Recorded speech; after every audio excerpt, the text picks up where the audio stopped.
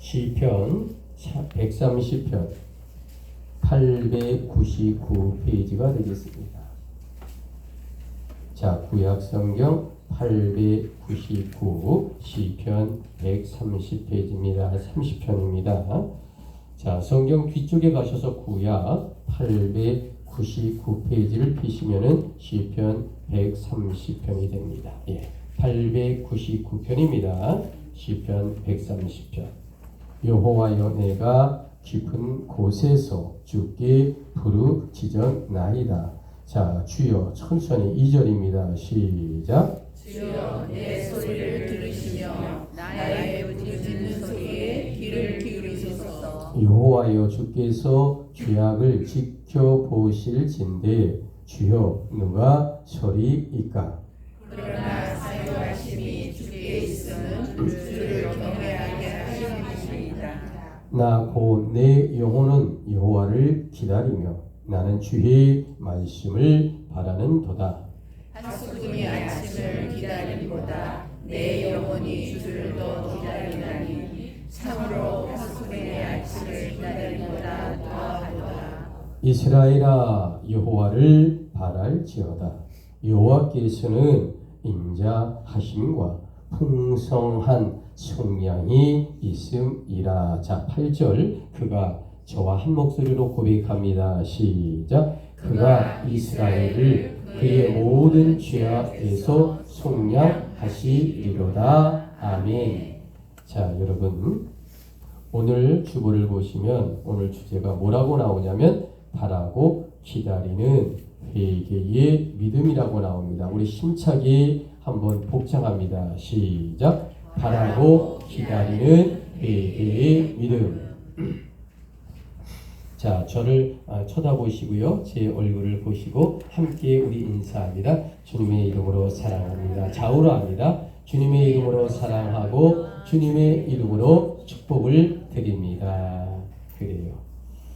자, 여러분, 재미있는 실화의 이야기가 있습니다. 자, 영국의 축구 도시 맨체스터시티라고 하는 데가 있어요. 맨체스터 시티라고 하는, 맨체스터 유나이티드라고 하는 팀도 있고 또 시티라는 팀도 있는데 아주 축구의 명가의 고장입니다. 자, 맨체스터시에 아주 유명한 정신과 의사가 한 분이 있습니다. 그분이 누굴까? 바로 해밀턴 박사라는 거죠. 자, 오늘날 수척한 모습으로 한 남성 환자가 박사님이 병원을 찾아왔다라는 겁니다. 의사 선생님, 저는 아무래도 우울증에 걸린 것 같습니다. 매일 두려움과 고통에 하루하루 살기가 너무도 심히 듭니다. 의사 선생님, 저의 이 우울증을 좀 고쳐 주시고 진단해 주시기 바랍니다. 라고 부탁을 하는 거죠. 여러분, 그 환자는 얼마나 진심으로 이혼을 하는지 모릅니다. 드디어 해밀턴 박사가요, 환자에게 처방을 내립니다. 당신에게 잃어버린 웃음을 찾는 것이 가장 급선무인 것 같습니다. 환자분에게 내가 웃음을 줄 분을 한 분 소개해 올리겠습니다. 라고 말하는 겁니다. 자, 여러분, 환자는 귀가 번쩍이었어요.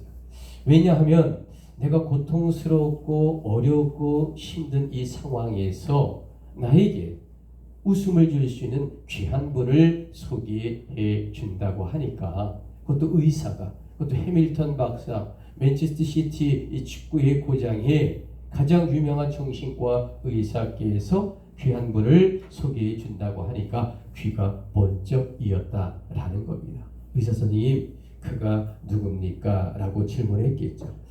자, 이때 해밀턴 박사가 아주 호탕하게 웃으면서 오늘 저녁에 시내의 중앙부에 가면 서커스가 있습니다. 자, 그 서커스에 가시면 그리 말디라는 아주 연기자가 광대 연기를 하는데 한번 보시면, 그러면 당신의 잃어버린 웃음을 되찾을 수 있을 것입니다. 라고 이제 처방을 내려준 거예요. 자, 여러분, 우리나라 사람들이 한 가지 목사보다 더 좋아하고 믿는 사람이 있어요. 누굴까? 의사 선생님이에요.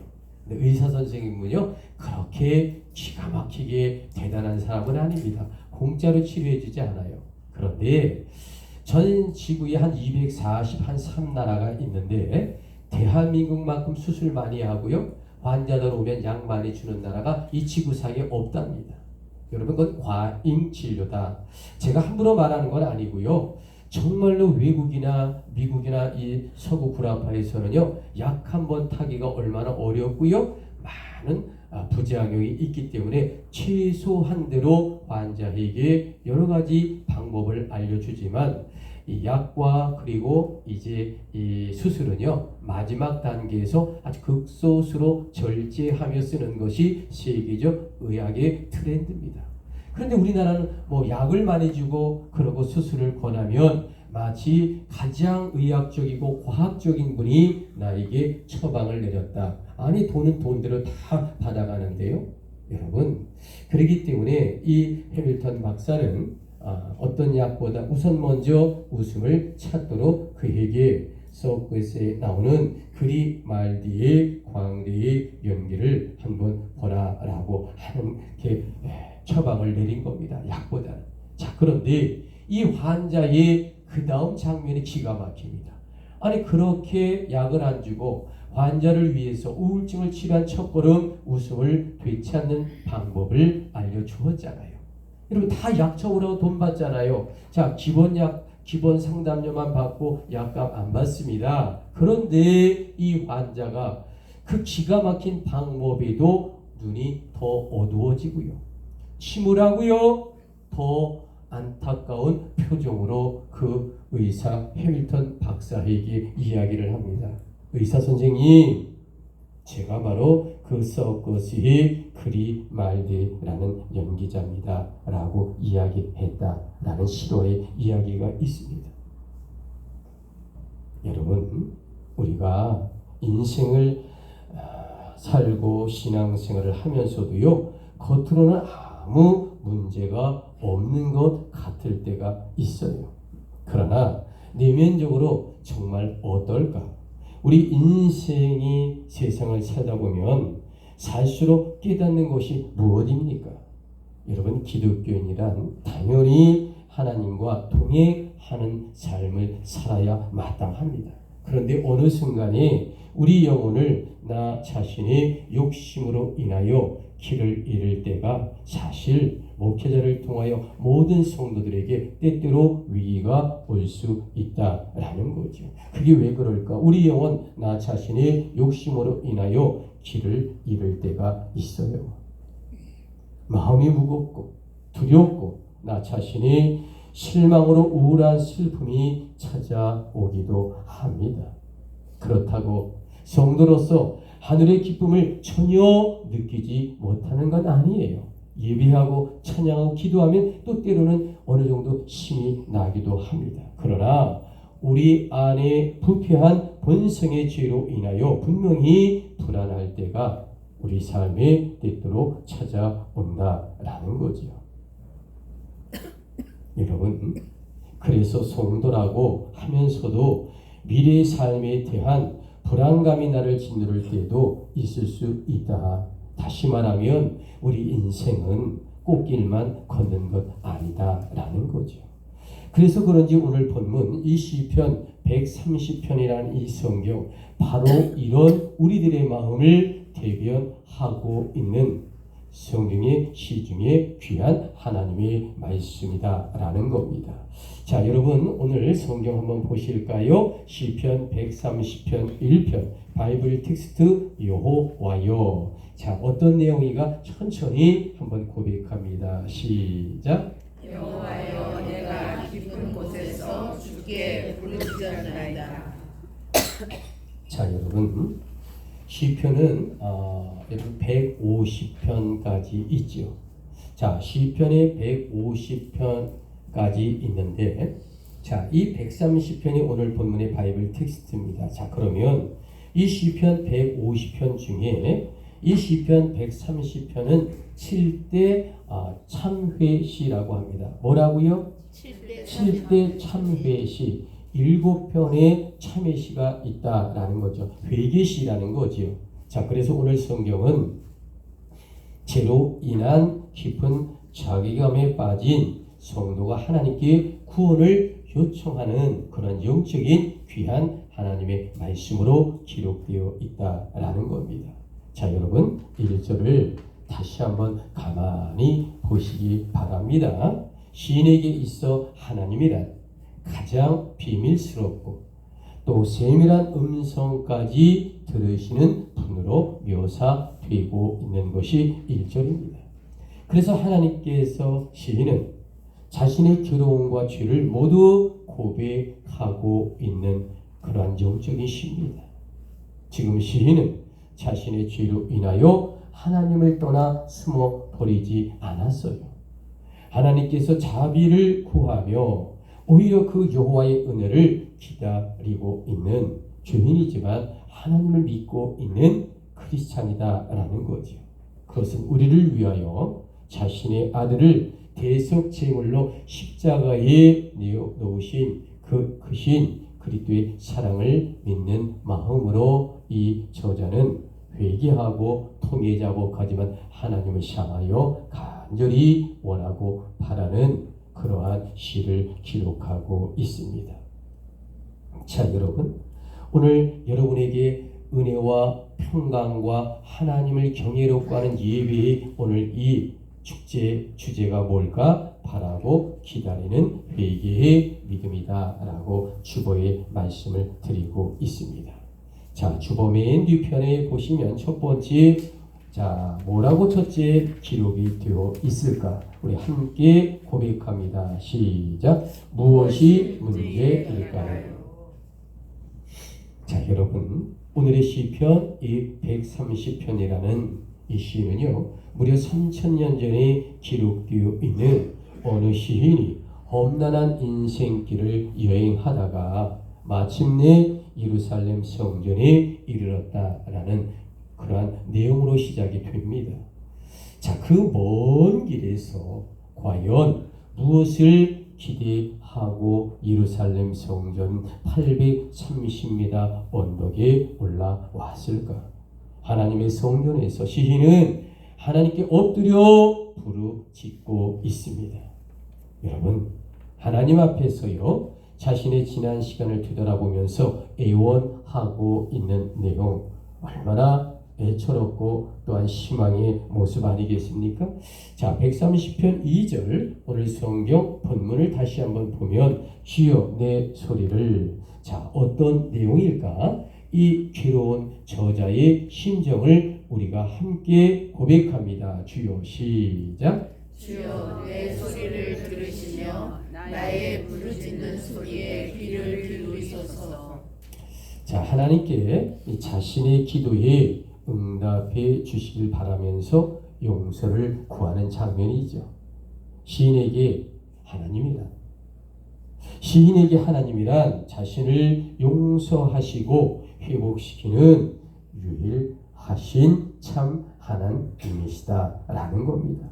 자신의 죄악으로 인하여 현재의 삶이 길을 잃고 혼자서는 도저히 헤어나올 수 없는 깊은 수렁에 빠져 있는 이 순간에 여러분, 우리 삶을 돌아보면 과연 어떨까?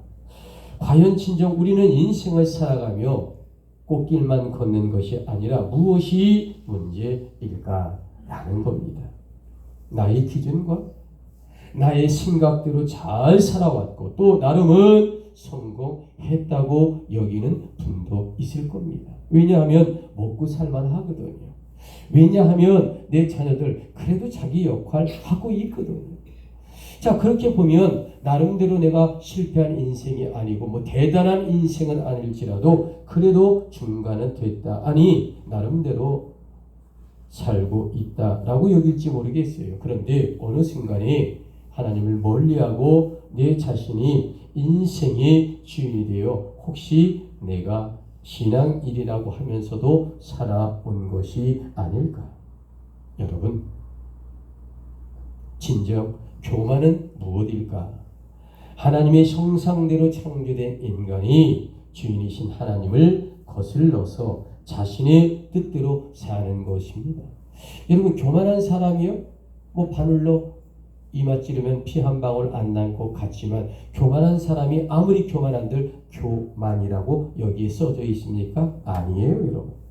여러분, 정말로 내가 내 마음대로 살아간다. 내 마음대로 살아가긴 하죠. 그런데 내가 내 삶의 주인이라고 하는 것, 이것이 확실한 교만 그 자체다. 성경은 이것을 우리에게 알려주고 있습니다. 교만이란 성도가 스스로 삶의 주인이 되어 자기 생각, 자기 판단과 자기 계획대로 자기의 이익을 따라 살아가게 하고 결국에는 하나님으로부터 멀리 떠나 죄악의 길을 가게 될 수도 있기 때문에 이 교만한 것이 가장 위험하다라고 말하는 겁니다. 여러분, 세상 사람은요 아무리 의로워도 교만한 그 자체입니다. 그러나 우리 또한 믿음의 백성들도 까딱하면 교만한 사람이 될 수밖에 없어요. 여러분, 이런 경우의 성도란 마침내 죄악의 깊은 수렁에 빠질 수 있기 때문에 우리가 아무리 교회를 열심히 다녀도요 늘 내 자신을 치고 성령 안에 우리를 되돌아보고 늘 반성하여 하나님과 영적으로 접붙임이 되어 있어야 한다. 근데 이게 내 마음대로 안 돼요, 여러분. 그러니까 성령에 의지하자라는 겁니다. 진실로 교만한 사람의 삶은 과연 어떠할까? 앞서도 말씀드렸지만 교만이라고 얼굴에 써있지는 않습니다. 하나님의 말씀이 자기 인생의 기준이 되지 못하고 자신이 인생의 기준이 되는 겁니다. 내 생각, 내 관념, 내 고집이 말이죠. 물론 사람은요, 목회자도 모두 자기의 주관이 있고 자기의 고집이 있고 자기의 추구하는 세계가 있죠. 그러나 이것이 나의 삶의 중심의 근본은 여호와 하나님이어야 된다. 그래서 크리스찬 월드 뷰라고 하는 겁니다. 크리스찬 세계관, 이 와꾸가요, 이 문짝이요, 하나님이라고 하는 예수 그리스도라는 관점에서 세상과 삶과 모든 것을 보고 생각하고 그리고 관념해야 한다. 이것이 바로 나의 안에 주인이시고 주님의 생각을 갖고 우리가 살아간다라는 것입니다. 아멘이십니까?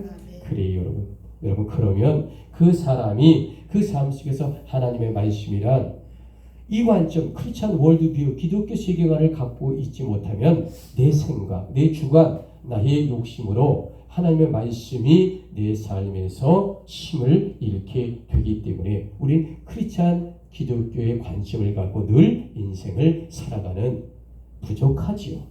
연약합니다. 그러니까 성령께 의지하는 삶이 되어야 한다라는 겁니다. 자, 여러분, 오늘의 주제 6월의 마지막입니다. 내일이 월삭이에요. 7월 1일입니다. 자, 바라고 기다리는 회개의 믿음. 자, 시편 130편 1절로 8절.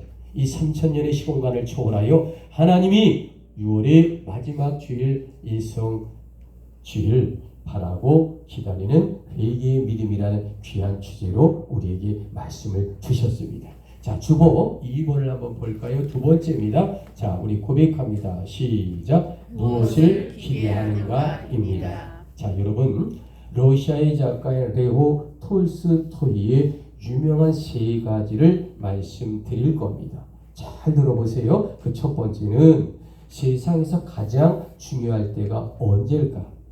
여러분, 이 세상에서 가장 중요할 때가 언제일 것 같습니까? 톨스토이는 뭐라고 했느냐? 바로 지금 이 순간이라는 거죠. 아멘이십니까? 그렇잖아요. 가장 중요할 때가 지금 이 순간입니다. 자, 러시아 작가 레오 톨스토이는 뭐라고 얘기했을까? 두 번째, 이 세상에서 가장 중요한 사람 과연 누굴까?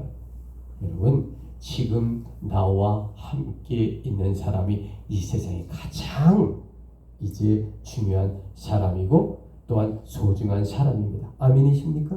맞아요. 맞는 얘기입니다. 자, 러시아의 작가 레오 톨스토이는 뭐라고 얘기했을까? 세 번째, 이 세상에서 가장 중요한 일이 뭘까? 여러분, 중요한 일이 무엇입니까, 여러분? 지금 내 곁에 있는 사람을 위해 좋은 일을 하는 것이라고 이야기하고 있습니다. 아멘이십니까? 맞지요. 맞습니다. 그런데 왜 제가 이 레오 톨스토이 이야기를 하냐면, 그런데 이 레오 톨스토이가 나의 희심이란 글에서 자신이 살아온 삶을 여호와께 간절히 회개하는 내용이 나옵니다. 자, 이 톨스토이가요, 자신의 죄를 철저하게 고백합니다. 내가 하나님 앞에 온전히 서지 못했고 죄악되었고 하나님 앞에 범죄하였다. 나는 죄인입니다. 이렇게 회개합니다. 자, 그랬더니 그는 결국 바라고 기다리는 회개의 믿음으로 전쟁과 평화 또는 부활이라는 세계적인 문학을 발표하여 러시아의 최고의 작가, 전 세계에 이만한 작가가 없을 만큼 위대한 작가의 반열에 올랐던 기독교인이다 라는 것입니다. 여러분, 하나님이란 사랑이십니다. 아멘이십니까? 자, 그래서 하나님의 사랑에는 두 가지 속성이 있습니다. 그 첫째가 무엇이냐? 의라는 속성입니다. 뭐라고요? 의라는 거죠. 그리고 둘째는 사랑이라는 속성입니다. 뭐라고요? 사랑입니다. 여러분, 하나님이란 의의 본성이 있어서 죄를 보면 미워하시고 죄인을 심판하시는 분이 누굴까? 여호와 하나님입니다. 자, 혹시 여러분 출애굽기 32장 그러면 머리에 혹시 떠오르는 게 있을까요? 아론의 이제 이 금송아지라는 사건이 출애굽 32장에 등장하고 있습니다. 자, 이스라엘 지도를 보시면 이스라엘의 단에서부터 쭉 밑으로 와서 브엘세바까지 백두산서부터 시작해서 할라까지 이스라엘의 전통적인 땅을 우리는 이렇게 성경에서 표현합니다. 자, 북으로는 단이요, 남으로는 브엘세바. 그래서 이스라엘은 경상도만한 땅인데 경상북도만한 땅에 그렇게 크진 않습니다만은, 자, 이렇게 있는데 이 밑에를 보시면, 이 밑에 이 사이바다 아래쪽을 보시면 어떤 일이 있냐면, 자, 시내산에 와가지고, 자, 모세가 이제 시내산에 올라가서 40일 동안 소식이 없어요. 그러니까 모세가 죽었는지 살았는지 모르니까, 자, 아론 그 형을 닥달거려 가지고 금을 모아 가지고 금송아지를 만듭니다. 자, 모세가 내려오니까 기가 막히죠. 그래서 모세가 하나님께 기도하고 어떻게 했을까? 여러분 놀라지 마십시오. 무려 3,000명을 한꺼번에 죽여버립니다. 대단하죠. 자, 이것뿐이 아닙니다. 자, 민수기 16장을 보면 또 더 기가 막힌 이야기가 옵니다. 자, 이스라엘 백성들이 40년의 광야 생활을 하는데, 자, 요 지점, 여기 지금 정확하게는 잘 안 나와 있지만 여기 요 지점, 제가 불빛 비치는 요 지점이 지금 이제 가사의 밑에 정도 되는데, 이제 요 지점에 이제 와서 이제 가데스 바네아라고 하는 곳인데, 요 부분이, 자, 여기에 와서는 어떤 일이 벌어지냐면, 자, 모세에게 이스라엘 백성 일부가 반항하고 하나님께 대듭니다. 자, 이스라엘 광야 40년 가까이 되니까 고통당하잖아요. 힘들잖아요. 만나와 메추라기를 내려줬지만 불평불만이 많습니다. 자, 그래가지고, 자, 고라당이라는 사람들이 하나님 앞에 대들고 모세에게 반항합니다. 그랬더니 하나님이 민수기 16장을 보니까 고라당 250명을 땅속에 묻어버립니다. 지진으로. 자, 그리고 하나님의 분노하심과 화나심이 여기에 그치지 않고 어떤 일이 벌어질까? 연병으로 무려 얼마나 사람을 많이 죽였을까? 자, 우리 주보 1번을 보시면 민수기 16장 49절이 나오죠. 자, 우리 천천히 몇 명인지 한번 천천히 우리 고백합니다. 시작. 고라의 일로 죽은 자 외에 연병의 죽은 자가 14,700명이었더라. 자, 여러분, 그런데 하나님이란 반대로 사랑이 너무도 넘치는 분이에요. 이렇게 분노하고 참았다가 화를 내시면, 자, 14,700명을 연병으로 죽여버려요. 자, 그런데 자신에게 나오는 죄인을 용서하시고 그의 삶을 회복시키는 놀라운 하나님의 이중적인 이 사랑의 놀라운 모습을 우리가 보게 된다라는 것이죠. 자, 여러분, 오늘의 성경 이 시편 130편 4절을 눈여겨 보십시오. 그러나 사유하심이 주께 있음은 주를 경외하게 하심이니이다. 오늘의 시편 저자는요, 하나님 앞에 자신은 멸망받을 수밖에 없는 죄인이라고 고백하고 있습니다. 그러나 하나님께서는 자신을 용서하시는 유일한 분이고 구원이 하나님께 있음을 그는 정확하게 알고 있는 기독교인이었어요. 여러분, 그러므로 이 3000년의 시공간을 초월한 오늘 시편 시인이란 인간을 향한 자신의 모든 기준과 마음을 내려놓고 하나님께 의지해야만이 우리가 살 수 있다. 바로 이 부분을 정확하게 당신도 알았고 3000년의 시공간을 초월하여 오늘 우리에게도 알려주는 귀한 성경의 저자가 되었다라는 겁니다. 여러분, 아멘이십니까? 아멘. 자, 그런데 이 시인의 지혜의 고백과 마음의 생각이 어쩜 3000년을 뛰어넘어 오늘 우리들의 이야기가 아닐까라는 거지요. 우리도 인생을 살아가며 때때로 좌절하잖아요. 또 우리가 인생을 살아가며 하나님께서 기도 1번을 조금 늦게 주실 때 섭섭하기도 하잖아. 솔직히 말하면 정말 여러분 하나님께 감사한다고 하면서도 어느 때 좀 아쉬울 때가 있잖아. 그러니까 우리는 때로는 하나님의 손을 우리는 의심하는 건 아니지만 하나님과의 관계에서 조금 우리가 멀어질 때가 없지 않아 있고 하나님을 원망하지는 않아도 원망하고 싶은 마음이 생길 수 있다라는 거죠. 왜냐하면 우리도 때로는 주를 믿는다고 하면서도 내 주장과 내 뜻대로 살아온 날이 너무도 많기 때문이다. 성령이 떨어지면 성령이 덧입힘이 약해지면 이런 현상이 올 수밖에 없는 것이 우리의 인생입니다. 그래서 우리 인생은 늘 롤러코스터를 타죠.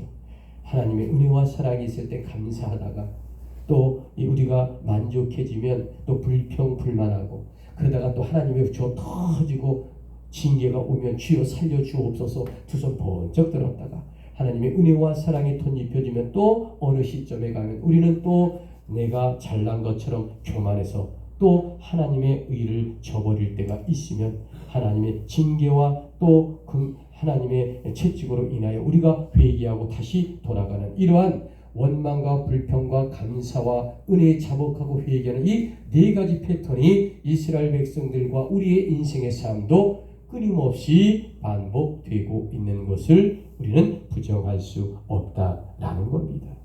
여러분, 혹시 하나님의 자비와 용서가 가장 강렬하게 66권의 성경 중에 드러나는 곳이 어딜까?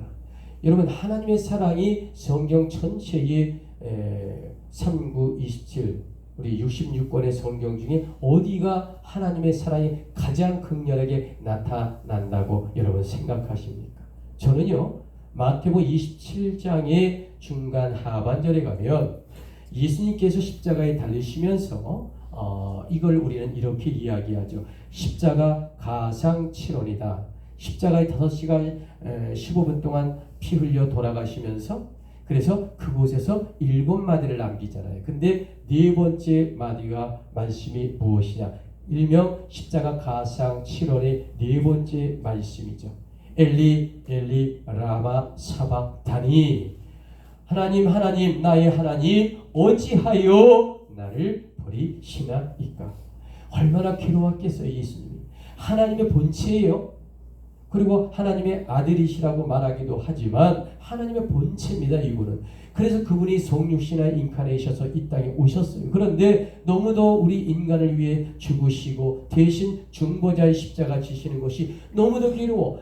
그러니까 엘리엘리라바 사막다리, 나의 하나님이여 나의 하나님이여 어찌하여 나를 버리시나이까 라고 절규하며 그 십자가의 고통과 아픔을 호소하는 이 장면이야말로 여러분 어떻게 생각하시나요? 여러분 하나님께서는요 당신의 독생자 예수의 처절한 죽음 앞에서도 우리를 구원하시기 위하여 그토록 슬픔을 참으시고 우리 인간을 향한 자비와 용서를 예수 그리스도께 전가시켰어요. 하나님이요.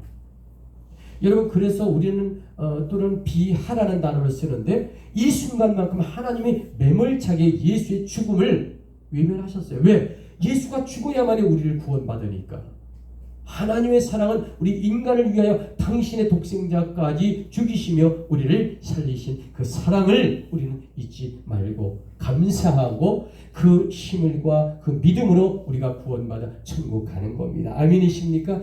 그에 따라 우리의 자녀들과 우리 손주들까지 구원받을 줄 믿습니다. 아멘이십니까? 그래요.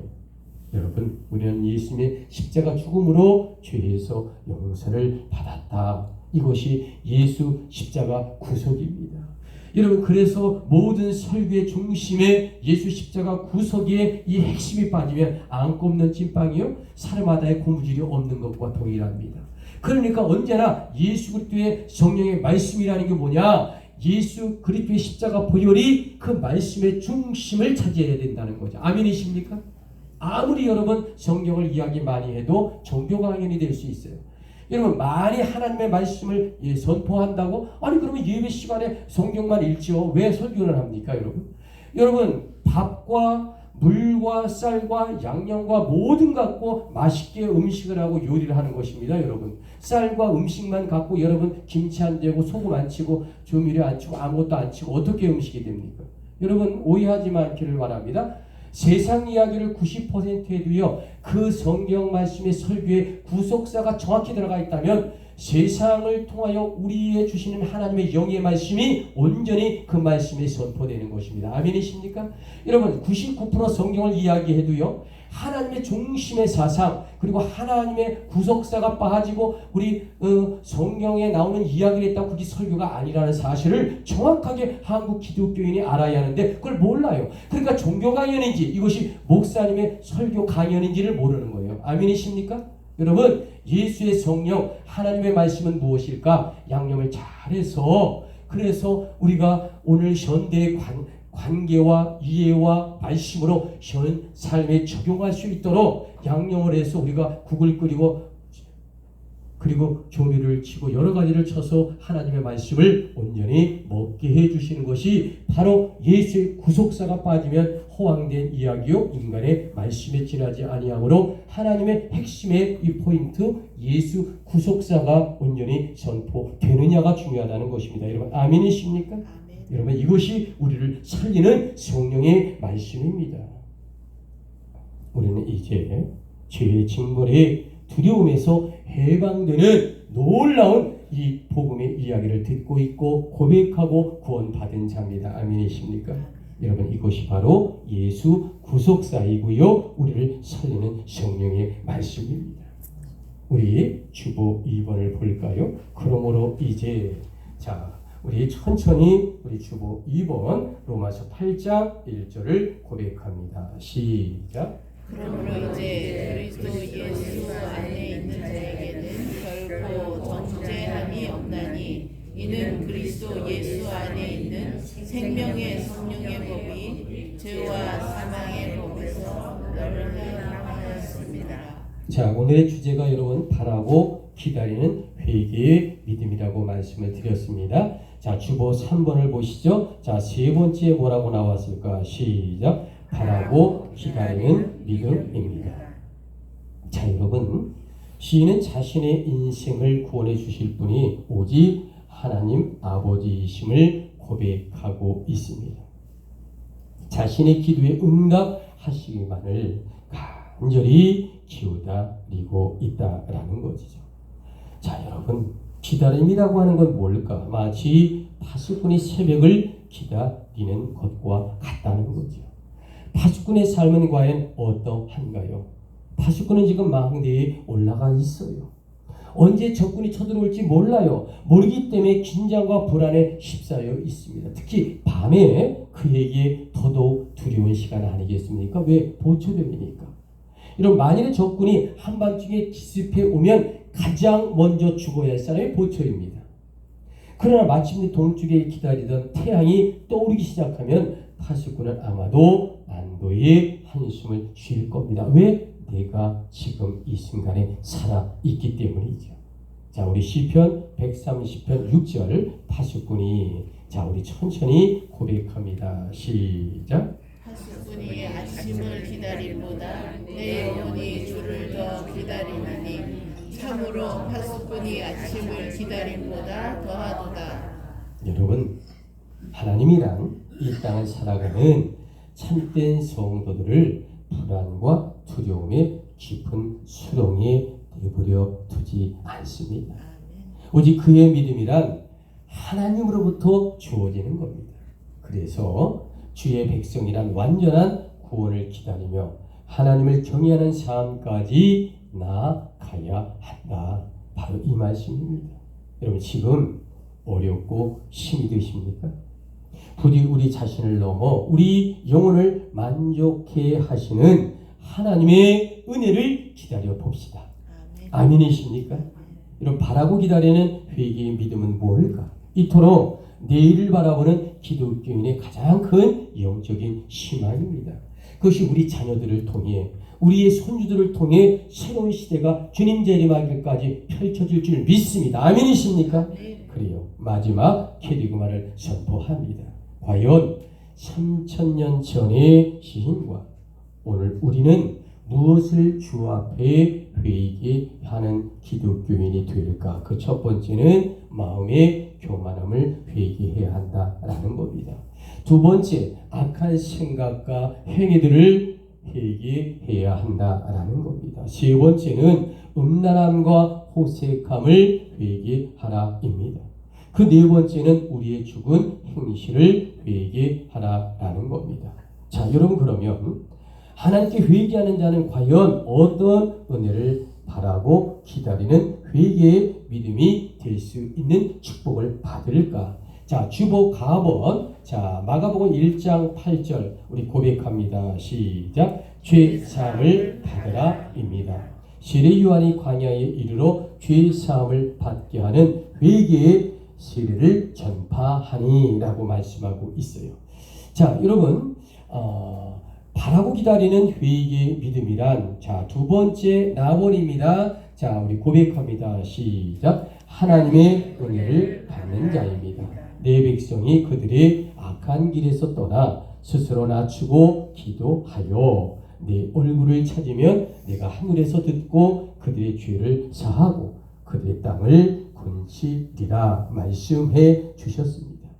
자, 여러분, 하나님께 회개하는 자는 과연 어떤 은혜를 바라고 기다리는 회개의 믿음이 될 수 있을까? 주보 답원입니다. 에스겔 18장 31절 우리 시작. 우리 마음과 영이 새로워진다는 것입니다. 너희는 너희가 범한 모든 죄악을 버리고 마음과 영을 새롭게 할지라. 여러분, 이 말씀의 진실로 아멘이십니까? 그래요. 마지막입니다. 자, 하나님께 회개하는 자는 과연 어떤 은혜를 바라고 기다리는 회개의 믿음이 될 수 있을까? 네 번째, 이사야 59장 20절 마지막으로 고백합니다. 시작. 참 구원을 얻는다입니다. 구속자가 시온에 임하며 야곱 가운데에 죄가를 떠나는 자에게 임하리라. 부디 여러분, 3000년 전 이 성경의 시처럼 바라고 기다리는 회개의 믿음으로 네 가지의 축복을 받으시기를 주님의 이름으로 권면합니다. 권면합니다.